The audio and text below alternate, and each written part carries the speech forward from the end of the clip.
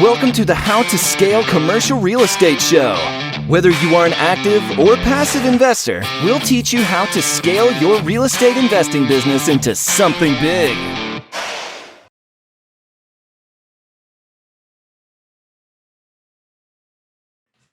Hey, Eric, welcome to the show.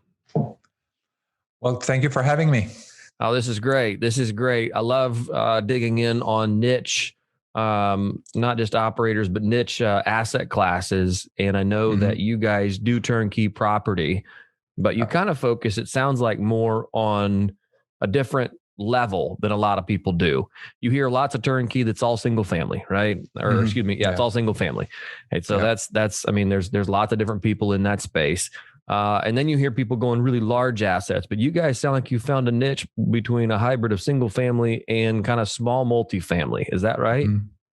Yeah. So I think our core business is still the single family turnkey rentals. Okay. But yeah, we do have some multifamilies as well that we got into, kind of like the mid-size, I would say, multifamilies. Right. And I know a lot of single family turnkey companies just don't focus on that at all, really. I'd love to hear the same questions I ask everybody who comes on is, where'd you start? Where are you now? And how did you get there? So my very first apartment building I bought when I was like 19 or 18 years old. I was still at university, and no money down, cash flowing. So yeah, I know, right? So, so I was at university, and I kind of met through a friend of mine, somebody that was real estate investor, but he was just a regular guy. He was what's that called? The community college teacher. And he decided to, he wanted to focus on real estate. And then with his means, he had no extra money or anything like that. And he obviously was not making a big salary. And then, he built on his own like a 36-unit apartment building. And last time I saw him, he was building a shopping center. Because he had bought a piece of land and now he was doing like a shopping center. That was a long time ago. I don't know where that stands now. But at that age, I was not thinking, you're young, so I was not thinking of building a real estate empire. I was not thinking of passive income and financial freedom. But I knew that my parents were basically 9-to-5 kind of people, living paycheck to paycheck, kind of like lower middle class, like many of us. And I knew that was not the lifestyle that I wanted for myself. So when this guy showed up, I said, I have to, latch on to this guy and learn as much as I can. And so he agreed to be my mentor and show me how to do it. And that's when I started looking for apartment buildings, and I found one after looking at many. I probably looked at 400 properties in the area. I was in Montreal at the time, and then I found one that worked. That I was able to get like a seller financing part of it, first mortgage, and then he would have like a vendor take back as a second mortgage.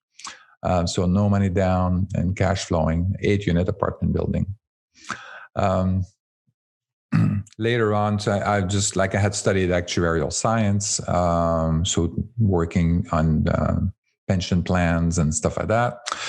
And I kind of like that building. Eventually, I sold it a few years later and made a little bit of profit. And I really never thought about that after that. I kind of working. And then I did independent consulting, and I thought, okay, well, this is where I can make some money and all of that. And I thought that was great. And it's really only when I came back to when I moved to California, when I moved to California with my family, that I had a lot of stock options. I was working for a company that was in the customer relationship management software, and and we landed here in like 2000, just before the .com. and I didn't have the team in place or anything like that. And so I decided to sell some of my stock options, exercise some of my stock options, but I kept a whole bunch of it still in the stock market. So I diversified them, but in the stock market. And so I kind of, and then the dot-com bubble burst in 2001. And then I lost like a lot of money.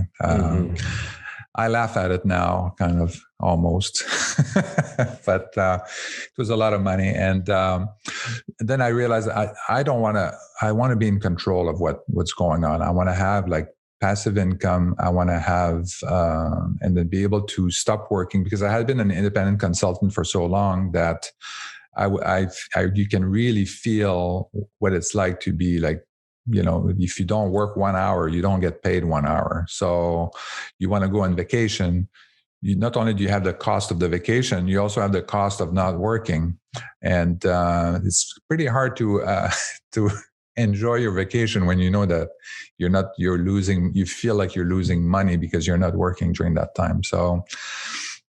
So that's why I wanted passive income. And I did all kinds of other different businesses, like a gourmet sauce company. We had a low carb grocery store. We had all kinds of different things. And basically in a few years ago, 4 or 5 years ago, one of my sons came to me and said, I want to do real estate investing. And that's kind of how we got started and got back into real estate. And sorry, this is a long story. You're all right. It's good. I like this. Yeah. And so we kind of got into it, looked at doing some flips, looked at doing some, but we were in the Bay Area, in San Francisco Bay Area. And, we couldn't really find the right deals. It was always seemed overpriced, and putting a lot of money at risk really for something that looked like, 6%, 5% returns. It didn't make a lot of sense. And we, just to give you an example, I mean, the last single family like flip that we looked at in San Francisco, I mean, it was for sale, $750,000 in inner Richmond of San Francisco, if you know the area. And we went to visit. We were invited by the realtor, and he said, "Oh yeah, this is come and see the house. We have an open house this weekend." There was like 300 people. We went there on Saturday. There was like 300 people on that open house. It was insane. The house was completely dilapidated, and the bones were good and all of that, but inside it was like the roof caved in, the windows were missing, there was rot, mold, you name it, everything was there. A complete gut job. And so I call the realtor after. I say, how many people are really interested in this property? He had like 40 people that requested the information packet. And I said, okay. So I put an offer so it was for sale for $750, on the market for $750 list price. And I put an offer for $1.2 million. And I didn't get it. It sold for $1.4 million, which was my break-even point where I would make no money if I had made that offer. So that's kind of how slim the margins were for me. And that's when I knew that wasn't, it's not going to work out. Like I'm missing some component. I don't have a construction crew. I don't have $2 million that I can put there for free. I have like financing costs, and I have all of that. So I was like the small fish in a big pond. So that's when we decided to kind of like go and look at out of state, look where we could actually have more, our money would go a little bit further. And so we were still looking for passive income. We were looking for passive income at that point. That's when our strategy switched. And then we looked at landlord-friendly estates, and that's when we kind of established our investment criteria. And so we landed in Memphis. We looked at Memphis and Cleveland. Our first house we bought in Memphis, single family, I think we paid like $30,000 or $40,000. And it was cash flowing. We did some renovation. We had to do like $20,000 or so in renovation. refinanced it and all of that. And that's kind of how we get started. Right. So is that your primary market, or you guys have other markets as well? So we have Memphis, Cleveland. We're going back into St. Louis right now, but these are the two markets where we do our properties. Talk to us about scaling. Mm-hmm. So you went to Memphis and you said, okay, we want to buy single family properties here. We want to build our own passive income. When did you make that switch from building your own passive income to then presenting these deals to other investors? Yeah, I mean, we had no intentions of getting into the turnkey business at all. We were just building our own portfolio, and then we hit some snags, right? Because we couldn't. The financing of these properties were a little bit more complicated. I was limited to maybe 10 with my wife, like 20 properties that we could mortgage, and all of that. And we had a portfolio loan at one point, but then they stopped the portfolio loan programs and all of that. So there was a lot of snags that we hit on that thing, and friends and families were asking us, like, what are you doing? Like, we had done all kinds of different businesses, and they hadn't heard from us in a while. So they was like, what are the Martels up to? And so that's when we started talking about, it happens quite a bit. So that's when we tell them. So I told them that we were doing real estate investment out of state and all of that. And that's when a lot of people were asking, and now they wanted to invest. And then we started selling 1, 2, 3 properties to friends and family. And pretty much that grew into the business that we have today. And we're doing like 10 houses a month right now. And we have a very strong demand. Right. No, that's great. Talk to us. I mean, there's a lot of different moving pieces there. I mean, obviously your acquisitions is one. Yep. Your rehab crews are another. So construction management, and then of course your tenant screening and property management behind that, and then your disposition. And a lot of times I think those 4, and maybe there's even more than that. And you can tell me if there are, because I'm not in the turnkey business, but how did you fill those different vacancies as you grew? Mm-hmm. Yeah. So I think the key is really, this is important at the beginning, especially when you do out of state, is to have a strong team on the ground, right? So property management is key. They're the one that are going to be handling the properties after that. So in the back end, so you don't want to have to deal with these problems. They also have a good insight into the rents that they can get, which areas are good for tenants, and what kind of tenants you can expect in there. So they have a lot of information. We looked at the macro level first, kind of in terms of which state, which city we want to go into that has like business diversification, low unemployment, and all of that. But really after that, once you identified, I want to go in Memphis or Cleveland, you want to find a property management company that's going to help you go to the neighborhood level, and then understand really what the dynamics are and where are the up and coming areas. And so that's why that was really the first task, was to find a property management company, realtor, sometimes a realtor that's going to bring you into the right property management company. And then these people, they have same as in multifamily, the property management companies they also have like crews, like construction crews, or, that they can leverage for the renovations and the turnover. And so we kind of tapped into that. And now in Cleveland, we have like 10 construction crews.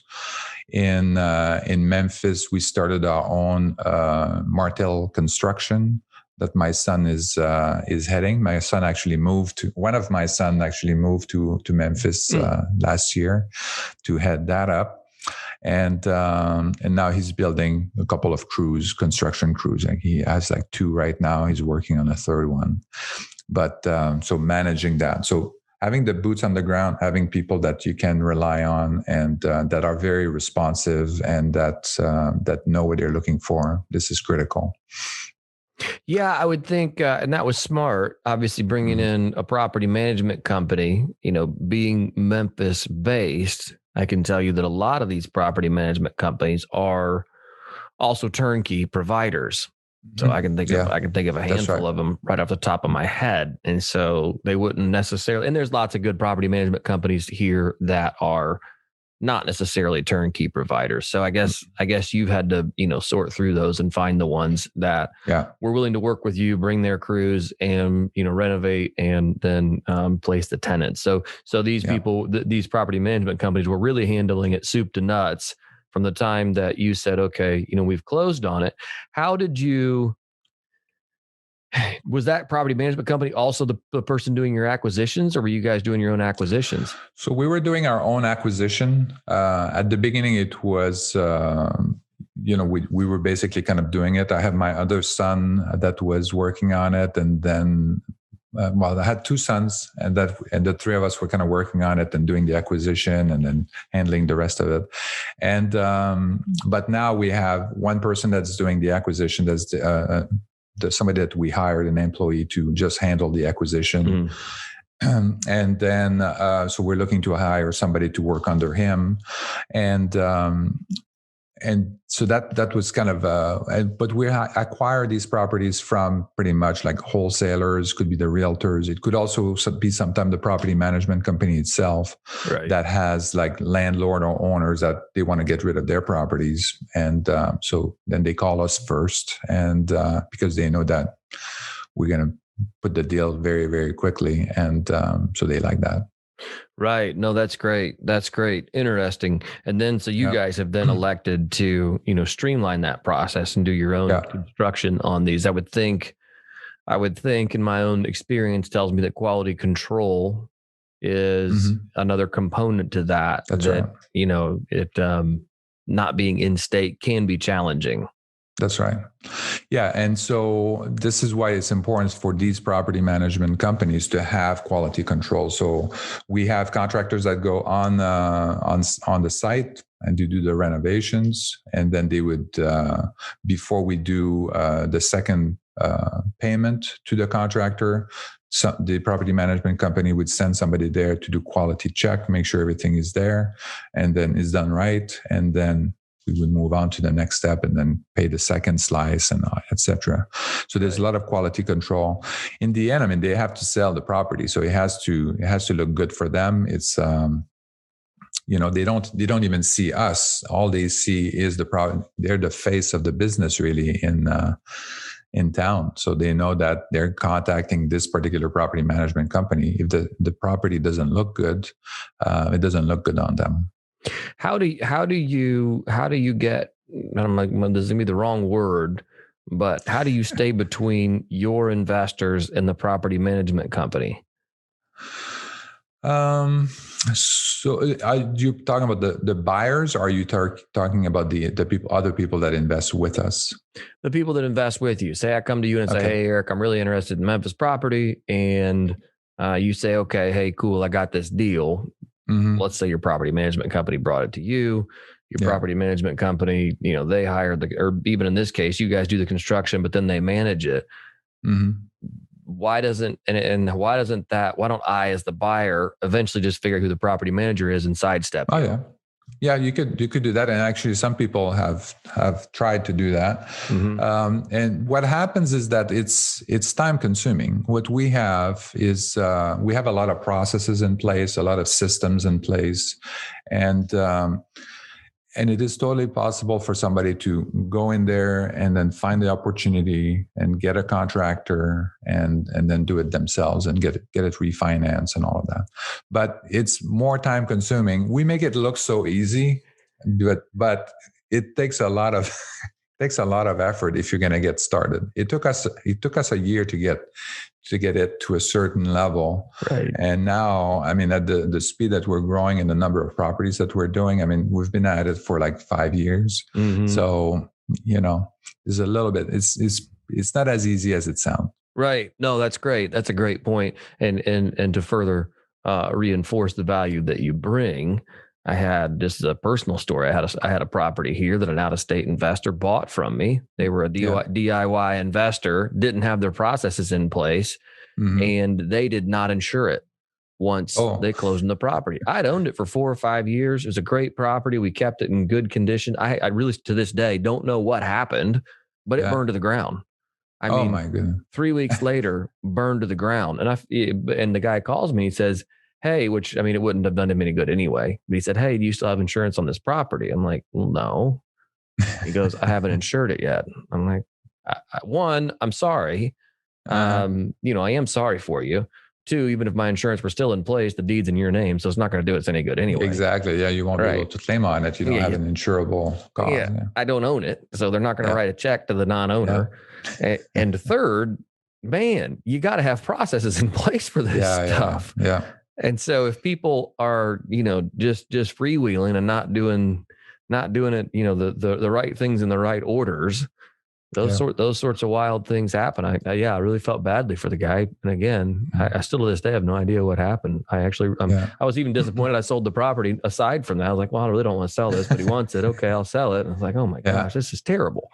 Yeah. So I guess at the center of us for our process, we have like a customer relationship management software that we're using. And then every stage of the process of the life cycle for our properties, we have emails, notifications, and stuff like that go on, including, insurance agent introduction. So there's automatic emails when we sell the property, automatic email to the insurance company, property management, escrow, etc. So we don't have to deal with it, or we forgot to introduce you to the insurance company or something like that. So everything is done automatically, and so we know that it's done right.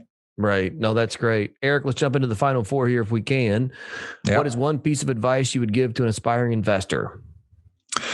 I think it's build the right team around you. What is one thing you are currently doing to stay on top of your game? I read a lot. That's great. That's great. Do you read just general business books, or is it mindset books, or what? Let's ask this one then. On top of that, what are you currently reading? So I'm reading a lot about kind of like the understanding the economy and stuff like that. For example, I just read like Ray Dalio. He has a book that has come out or is coming out, but you can go on his website.